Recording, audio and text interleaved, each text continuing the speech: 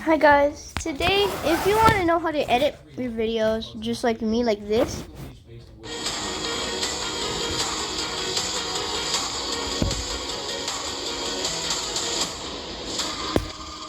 so first I used a program called CapCut. You open it and it's not guaranteed. No, it's an ad. So you saw, and this is the video I just made. These are my 3 favorite YouTubers. Number one.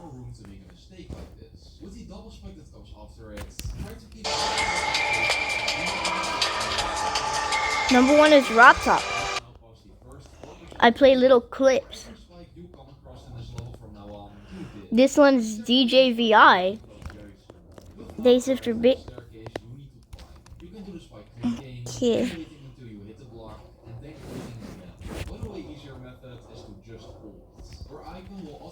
Number 1, RobTop.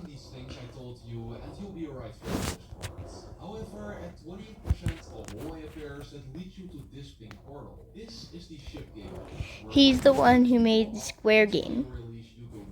When avoiding obstacles here, do not spam your phone or keys, but instead avoid obstacles by holding for a bit and releasing. If you do it like this, you can... Number 1, RobTop Games.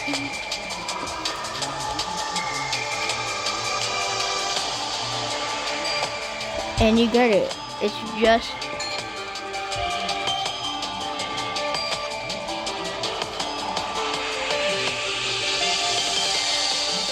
Well, now there's 22. Number 2 is DJ Loves Turbo. Already just doesn't look funny. I literally just subscribed. I like to do this.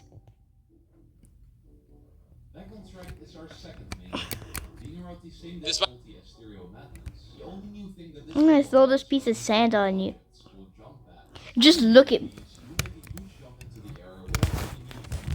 In this level, when you see one, never try to avoid them and just let them hit you into the air. Except for one tricky spot in the level. The only time you should avoid these yellow things is when you are at 10%. Here, there are 3 jump pads, and when you hit them, they will launch you into the spikes above you. To easily avoid them, keep holding after jumping over the spikes before these yellow jump pads. Now follow the tips that I gave on the Stereo Madness part and hit all the yellow jump pads. Already just doesn't look funny. So it's like a try not to laugh compilation. So this might be good. This might be good. We have a guy down here with water in his mouth. In comparison with Back on Track and Stereo Madness. Jump orb, these yellow circles.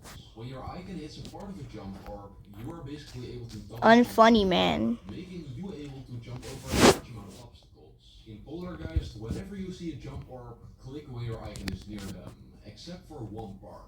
The orb at 25% is the only yellow orb you shouldn't click at, since when you do, this happens. Just keep that in mind. One other tricky part that can be made easier is the ship section at 33%. Instead of flying in the middle of the level, trying your hardest to avoid obstacles and eventually dying... Might be good. This might be good. We have a guy down here with water in his mouth. He's gonna try not to laugh. Let's see if this is... You can always do this while sleeping. That's how easy it is. And you also get a point. For the rest, not much can be done to make the level easier, besides practicing it in practice mode. Our 4th level is Tryouts. This has all the objects introduced in the previous levels and is a bit more fast-paced than the previous 3 levels. It doesn't introduce a lot of new things, except for upside-down gameplay. This changes the gravity of your cube and kills you once you hit the top of the level. Pillars, click once again, and here's where our trick begins. From now on, keep holding That wasn't funny. The kid went up to the damn birthday cake and went, ooh, that's not... You actually need to keep holding. Remember the pattern and you beat the upside down part very quickly. When you've beaten the upside down part, you have some standard gameplay, and after a while you enter the ship. You can almost immediately damn birthday cake and went, ooh, that's... And you can fly under the Went up to the damn birthday cake and went, ooh, that's not funny. Lots on parts that you find hard by placing a checkpoint with the Z button on the start of a part you hate. Enter Damn birthday cake and we like that's not funny. He's just actually like slow. He's slow. What's so funny about the kid being slow? The face doesn't look too happy anymore, like the faces that were shown in the levels before this, meaning that it is pretty hard. How do you beat it though? Let's see. We start off with gameplay similar to that from Back on Track. You should be able to do this pretty consistently. Once you reach around 20%, after hitting a yellow arc, you can see both platforms. Don't do anything or skip some gameplay and to also get a coin. A win-win situation. After this, you can literally click as early as possible on every single jump, since there are no timings here. So if you struggle with some clicks, click as early as possible. But when we reach He's slow. What's so funny about the kid being slow? this doesn't mean anything good. The gameplay here is pretty similar to the first part. This is a reference to. It's a reference to this.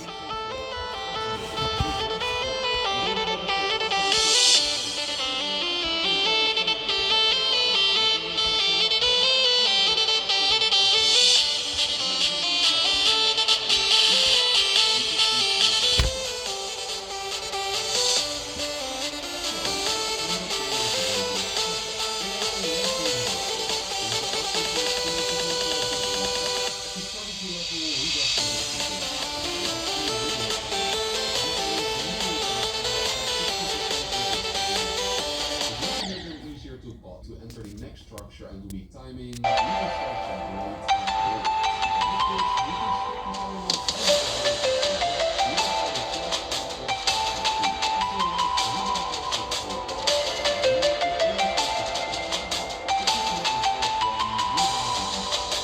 After this, the gameplay is pretty straightforward and not too hard until we reach the ship part. In the beginning, stay as much in the middle as you can, since here are the least objects you need to avoid. If you keep staying in the middle, no drastic movements need to be done, like when you stay at the bottom of the level for example. But let's fast forward a little more until we reach by far the hardest point in the whole level, 70%. Let me lead you through it click by click. First of all, we pass the spike by timing your jump a little later than you do. Number 4, switch step ZD. After this, the gameplay is pretty straightforward, and just remember to keep moving when jumping into this blue portal that switches your gravity. The final one part is a very fast attack. Do not a little bit and then click. Now continue playing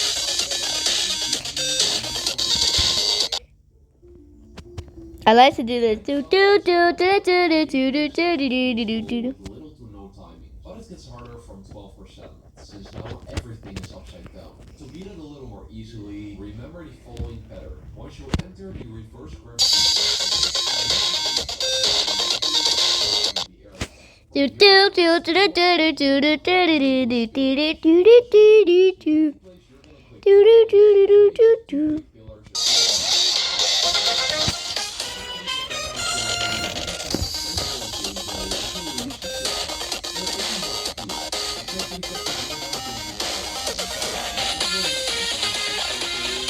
Remember the following. In a normal ship, you drop down almost as quickly as you go up.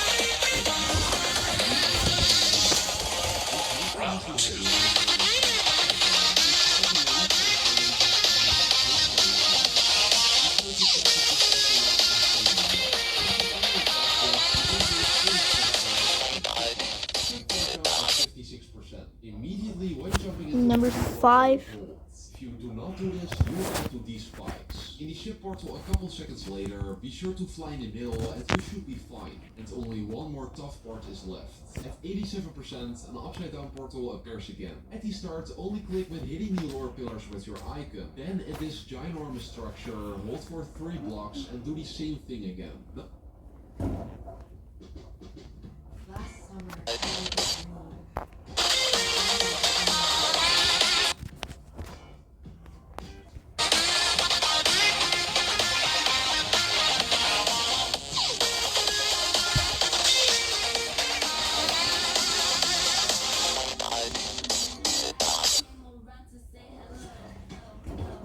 my ex-husband, Lucas. I'm not your ex-husband. You're my favorite borderline hope. Should be too tricky and good job. You just beat Jumper. This It's getting tricky now, since we reached Time Machine, a level with a lot of triple spikes. Now, since the level has a lot of triple spikes, try to practice these by closing a checkpoint 1 second before triple spike, and try to jump over these 3 spikes as often as you can, which will improve your skill very quickly. If you already are able to beat triple spikes a lot of times, let's continue. The gameplay is straightforward until 29%, where we see this portal, a mirror portal, making you have to play in reverse, which is pretty tricky, and this will continue until 57%. For this part, there isn't really any trick to it. You just have to keep practicing and practicing it by turning auto checkpoints off and placing a checkpoint with the Z key / button at the start of the mirror portal. After turning back to normal again, you almost immediately turn upside down. Keep holding when turning upside down and only release once to not hit this block. From here on, it gets straightforward until you reach 86%, the worst part of the level. You have to play upside down in reverse here, which is hard to do, but there's a very easy way to make this way easier. Turn your device upside down and the gameplay... Gibberish! What is going on, everybody? This is the Frustrated I am Brandon, Gamer? aka the Frustrated Gamer, and today I am finally playing Geometry Dash. So this is a game that you guys have been really getting on me to play. And do like a very, very hard level and try to get used to the hard ones so that whenever I come back to the easier one, it's so... help you out. At first, do some regular jumps. RBRB. Alright, it's done. At a slow speed. So you should time your clicks a little earlier than you're used to, and your item won't move up immediately. So practice this part without all the checkpoints off. Hey, which one?